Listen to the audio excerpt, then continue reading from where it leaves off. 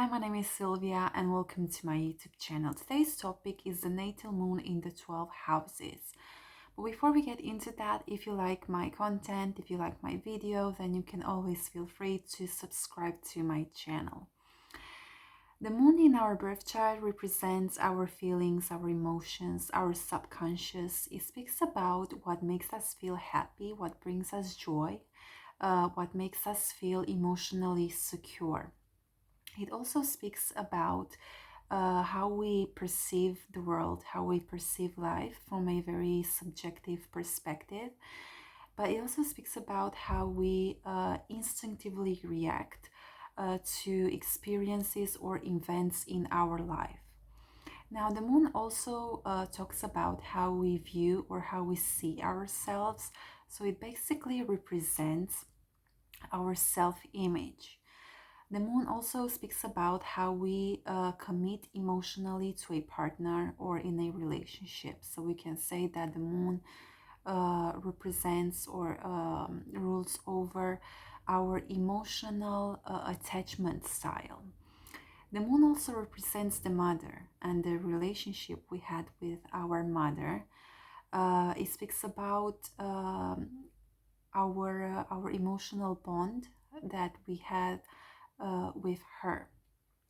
Now, if you have the moon in the first house, then you are very attached to your mother or your family, and your mom actually plays or has played a very important role in your life, and she has a big influence on you, on your personality. Actually, you can look alike your mother, or your personality is actually similar or identical to your mother's.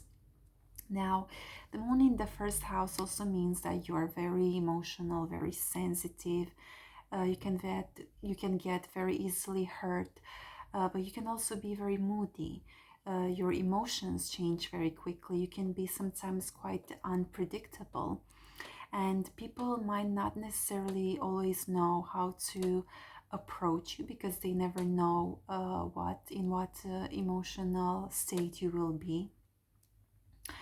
Now, the moon in the first house also means that you see life and you see the world from a very subjective perspective, and sometimes you might take things too personally, even when it's not really the case. Now, if you have the moon in the second house, then you're the kind of person who needs a lot of emotional security. And many times, this emotional security is actually strongly connected to your financial security. For you, it's very important how much money you have in the bank, how much money you have in your savings account, how much properties you own. It is also important for you how much money you earn. Now, if you're, for example, sad or unhappy or depressed, just a simple fact that you can go shopping, you can buy clothes or bags or whatever it is, whatever makes you happy, just the simple fact that you are buying different goods, different things, already has a very positive effect on your emotional well-being. Now, with the moon in the second house, this can mean that your income can actually be quite fluctuate many times. So my advice for you is try to find a second source of income. Don't rely only on your salary or only on your wages. Now, if you have the moon in the third house, then it is extremely important for you to speak about your feelings, to speak about your emotions. You are very open, or you can very easily open up emotionally to other people, telling them about your feelings and what you're going through. When you feel sad, unhappy, or just depressed or anxious, basically you're not necessarily in a good mood, just the simple fact that you can speak about what you're going through, just the fact that you are speaking about what you're feeling with someone already is making you feeling better. Now, the moon in the third house means that you can be quite successful in jobs or careers that are related or that involve some kind of communication. For example, uh, you can have your own radio show or your YouTube channel, or I don't know, just writing articles in a magazine or things like that. Or you can be very good at writing poems or romantic stories, or you can write articles or create projects about mental health. Now, if you have the moon in the fourth house, then you are very attached to your family, to your mother. You enjoy staying at home. You enjoy doing activities at home. You feel best. You feel protected, protected. Sorry. You feel protected. You feel well when you are at home. Now, unless there are other indicators in your chart, I wouldn't necessarily say that you're the kind of person who would like to move abroad. Actually, you're very attached to your home country. You're very attached to traditions. Even you can be attached to your home, to your hometown. Now, you're also very attuned with your emotions, with your feelings, and especially if the moon makes soft aspects, then you can have a very good emotional intelligence. Now, if you have the moon in the fifth house, then for you it's very important to express yourself, and the best way to express yourself is through some kind of art or a creative project. Actually, I think that you can be very good at singing or very good at acting as well, or writing poems, writing romantic stories, and things like that. You also like to be on the stage, being the center of attention as well. And for you, if you're, for example, if you're feeling sad, depressed, unhappy, just the simple fact that you can go out for a drink, for a coffee, or you can go out to a club or to the cinema, theater, or to a concert, those things can actually have a very important and good influence on your emotional well-being. Now, if you have the moon in the sixth house, you love, you enjoy, and you feel best when you take care of other people, when you are useful, or you can help other people in some way. Actually, I think that you love to take care of, for example, of animals. I think you might be a very good person with animals, especially with dogs. You might be a animal lover, especially a dog lover. Now, you can also be in careers that involve women. You can work with women. You can work for women. You can also work in jobs like food industry, in restaurants, or even in the care industry.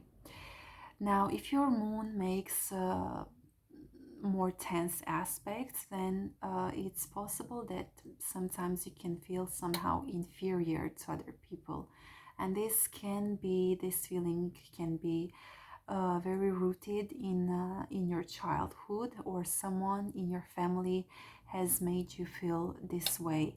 So you will need to work on your self-esteem and self-love. Now, if you have the moon in the seventh house, then you feel best. You feel very comfortable and secure when you are in a relationship, especially in a romantic relationship, you're the kind of person who hates being alone. You need to always be surrounded by people. You need to have harmonious relationships. Unfortunately, the negative side of this can be the fact that you can be dependent on other people, especially dependent on your partner. And if your moon makes tense aspects, it can also mean that a woman can end, or she can have a big influence in your marriage or in your committed relationship.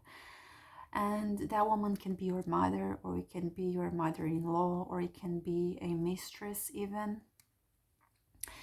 Now, if you have the moon in the 8th house, then you have a lot of deep-seated traumas, fears, anxieties, sadness, and all kinds of toxic emotions that might not be very beneficial for your emotional well-being. You can also be very interested in topics like the occult, psychology, tarot, and things like this. You can also be a very good psychologist, even if you might have not studied psychology. You have a natural affinity for that, and it's very easy for you to read people, to see what lies behind their words or behind their actions. You can, let's say, you can read their psychological profile very quickly and very well. Now, it can also mean that your mom or your family has gone through some hardship or from some traumatic experiences as well that had a big impact on your emotional well-being and on your emotional state. Now, if you have the moon in the 9th house, this means that you might at some point in your life you will live in a foreign country, or your mom is a foreigner, or part of your family or relatives might live in a foreign country.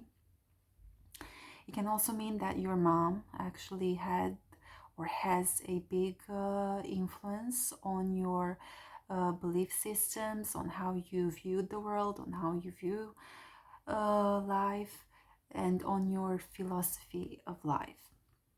If you have the moon in the 10th house, then this means that for you, public recognition and worldly achievements are very important.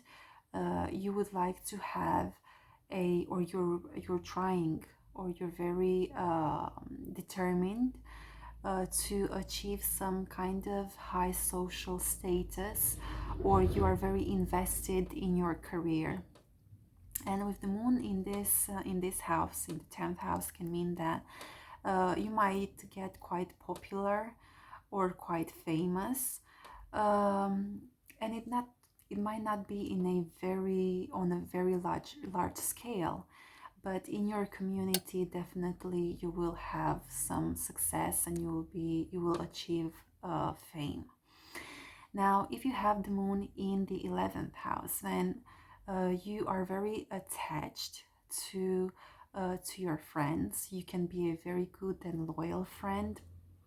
You enjoy spending time with friends, and just like the moon in the 7th house, it's for you it's very difficult to spend time alone or to be alone for too long. You are also very popular among your community or among large groups of people, and you can have different type of friends, very original friends. And it also means that you're the kind of person who is very attuned with the large groups of people.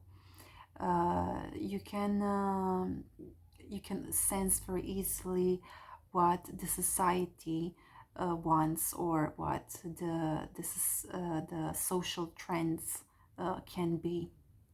Now, if you have the moon in the 12th house, then you're definitely an introvert.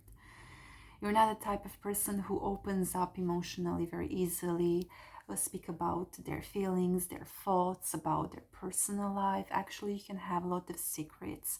And that's not because you have something to hide, but it's just how you are. You're a very private person. And you love to spend time alone. And if I can say, you can charge your batteries when you're alone, when you spend time with yourself. The moon in the 12th house can also mean that you have a very good intuition. You can read, or you can feel the energies around you very quickly. You can have prophetic dreams, and you can also be very connected to divinity, connected to spirituality. You can actually be a very spiritual person. And you might also be interested in topics like meditation, and spiritual growth and things like that. I hope you enjoyed my video, and like I said before, if you like my content, if you like my video, then you can feel free to subscribe to my channel. Thank you very much. Bye.